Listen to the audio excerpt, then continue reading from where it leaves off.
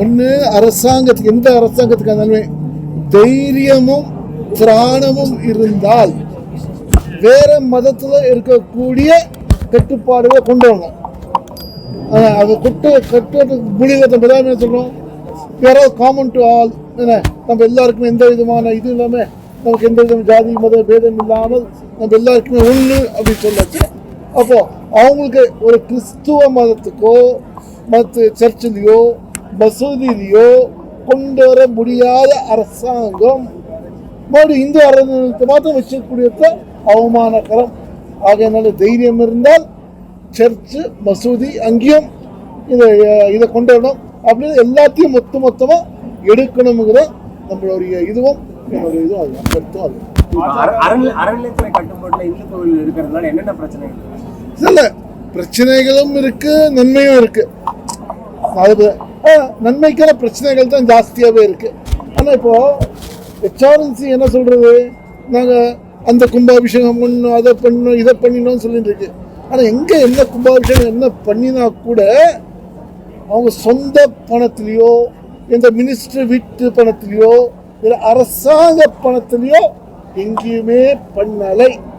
எந்த ஒரு கோவில் பணிகள் இப்போ ஒரு நம்ம சொல்கிறோம், இப்போ ரீசெண்டாக பார்த்தோம், எல்லாம் கோவிலில் ஆஸ்திகளை நம்ம எடுத்தோம், அந்த கோவிலில் இப்போ அங்கே ஒரு இந்த ட்ரெயினை விட்டோம், மலை ஏறத்துக்கு தான் விட்டோம். ஆனால் அதெல்லாமே பக்தர்கள் கொடுத்த பணத்தை அதுதான் பண்ணியிருக்காங்க, அரசாங்கத்திலேருந்து போட்ட எந்த விதமான. ஆனால் இதில் HRNCயில் நமக்கு ஒரே ஒரு பெரிய வேஸ்ட் என்னன்னா, நம்ம பக்தருடைய சம்பளங்கள் HRNC டிபார்ட்மெண்ட்டுக்கு கொடுக்குறது தான் பெரிய வேஸ்ட்.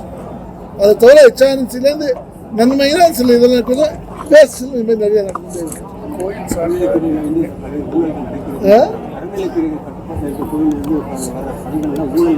அது எல்லாருக்கும் தெரிஞ்ச விஷயம்தான். சரி, ஊழல்ங்கிறது இந்த அரசாங்கத்தை சொல்லி தரணுமா?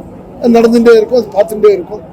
ஏன் சொல்லி காட்டவும் முடியாது, அதுக்கு சொல்லி காட்டவும் அதை நடக்கிறது. கோவில் பேரில் இப்போ ஏதோ எல்லாத்துலேயுமே இங்கிலீஷ் ஒரு ப்ராசம் வே டு ஆர் அப்படின்னு, அதே மாதிரி ஒன்றுமே ஷோ மீ தி வே அப்படிம்பாங்க. அந்த மாதிரி now this government is showing a way through temples how to make money. சரி, இல்லை இப்போ இந்த பிரதமர் கரெக்டான நமக்கு இந்து சார்ந்த பிரதமராக இருக்கார். அதனால நீண்ட நாள் இருப்பார், இதில் எந்த விதமான இதுவும் இல்லை. இந்து ராஷ்டிரம் இந்து கோஷம் இருக்கக்கூடியது. எத்தனை நாள் நமக்கு ஒரு இந்துக்களுக்கு உண்மையான சிந்தனை என்னி வரைக்கும் நமக்கு வருதோ அன்னி வரைக்கும் நமக்கு இந்த ஒரு மாற்றங்கள் தேவை. அதே மாதிரி பிரதமரும் இதே பிரதமராகவே நம்ம மாற்றங்கள் நம்ம நாட்டில் ஆற வரைக்கும் இருப்பாருங்கிறது நம்ம உறுதியாக சொல்லலாம். 4 ஆகலாம் 5 ஆகலாம், அது வேற. அது இல்லை, சனாதனத்தை சொல்லி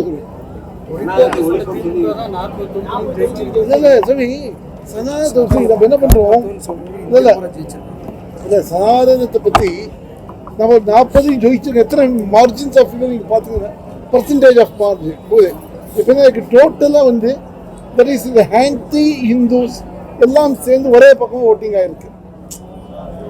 அதுதான் அவங்க ஜெயிச்சாங்களே தவிர பாக்கி டோட்டலாக இந்துஸ்கள் எல்லாருமே ஒன்றாக வந்திருந்தால் இன்னைக்கு நம்ம எல்லா இந்துக்கும் ஒன்று நினைச்சோம். நீங்கள் எங்கே போனாலும் உங்களுடைய அப்பா பேரை தயவு செஞ்சு சொல்லுங்க, உங்கள் இனிஷியலை சொல்லுங்க தான் சொல்லுவோம்.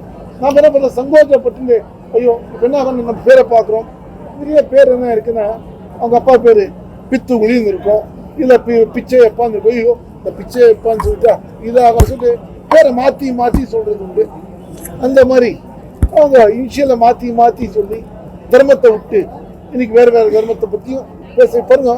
நம்மளை பார்க்குறோம், இப்போ இந்து தர்ம விரோதமாக பேசக்கூடிய நம்ம சிதம்பரம் எம்பியாக இருக்கட்டும், இல்லை நம்ம ஊட்டி எம்பியாக இருக்கட்டும், பேசச்சு ஹிந்து விரோதமாக தான் பேசுகிறாங்க. ஆனால் எலெக்ஷன் அது இதுன்னு கோவிலாக சுற்றி கோவில் ஆசீர்வாதம் தான் வாங்குறாங்க. அதையும் நம்ம தெரிஞ்சுக்கலாம். அப்பேற்பட்ட நம்ம ஜனங்களும் அதே மாதிரி ஓட்டுக்கோசரம் உங்களுக்கு போடுறாங்க, தர்மத்துக்கோசம் நம்ம கூட இருக்காங்க.